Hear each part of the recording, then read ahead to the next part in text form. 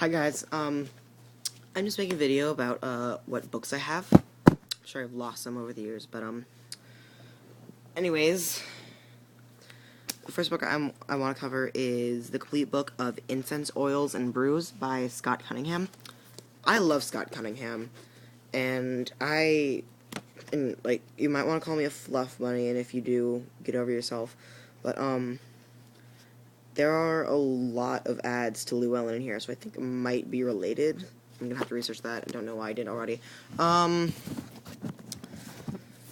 honestly, this book has everything you could ever need. It has, like, a lot of his stuff from Scott Cunningham Book of Shadows, which is down there. It's pretty cool, by the way. It has, like, all of his recipes from that book, and it has, like, a lot more. But if you want, like, guides into the traditions and, like, correspondences, get the Scott Cunningham Book of Shadows. This is the Scott Cunningham Encyclopedia of Magical Herbs. I love this book. I swear, if there is anything like else related to Venus, just tell me, because everything in here is related to Venus. Well, a lot of things. There's actually some humor in the book of oils and brews and whatnot. This one is the Encyclopedia of Magical Ingredients by Lexa Rosian. She look right there. She looks the sexable woman right here. That's the Lexa woman. This book, oh my god, like a lot of them like aren't ingredients. Like a lot of times, like an ingredient would say like Friday, like right here. It's Friday. I mean, gotta get down on Friday. But but honestly, they have a lot of she has a lot of clothing items, symbols, colors, just a lot of just random things that you might want to know. Awesome book. Also, everything's related to Venus in this book. Just gonna cover these up. Just my parents will walk in here. I'll have to tell them sooner or later. This is the Good Spell Book, Love Charms, Magical Cures, and Other Practical Sorcery by Kemp Little Brown, I guess. This is mostly gypsy magic, or what's called gypsy magic. Or I guess what was called gypsy magic in, like, the 1800s, when, like, everyone was scared of gypsies and thought they were, like, all witches. Maybe, like, 1700s. But a lot of these are, metaphysical cures and stuff. And, like, little folk things, like how to tell who your future husband or wife is. This is the teen spellbook that is on, like, I haven't read this in forever.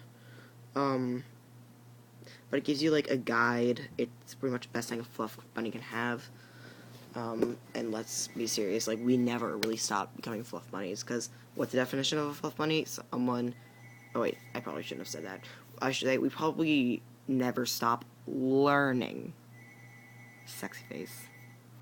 We never stop learning, and that is, like, and if there's anything fluffy bunnies need to do, it's learn.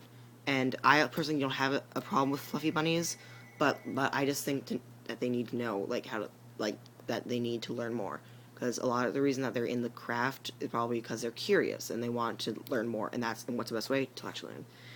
This was my first book on the craft. I love it.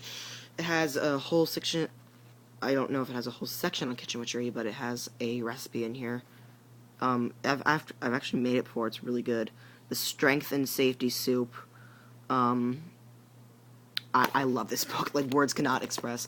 It's the only Wiccan spellbook you'll ever need, and, I mean, honestly, I don't need anything more, but I still have it. I actually modeled my first pentacle off the one on the cover. I did little moons, but I added one up here, too. Well, I tried to do little moons, but they end up being loops. Then, this is the Book of Spells, Vintage Edition, by Nicola de Pulford. And what had happened was I picked this up I completely forgot everything that's in this book. But there's a lot of stuff. Like, a lot of this isn't like specifically craft related. This actually looks like sorcery, which sometimes those experienced or familiar with the craft get to like find out, like find a difference. So a lot of this is like old folk charms and like folk magic and symbolism and stuff. But I really like this a lot. Like, in the back they have like emergency spells, and like you have to like tear them open because they're encased between two pages. And I know these two aren't like specifically craft things, but I got them anyways, and I still have them in my little book of my little box of books. This is called The Little Giant Encyclopedia of Superstitions by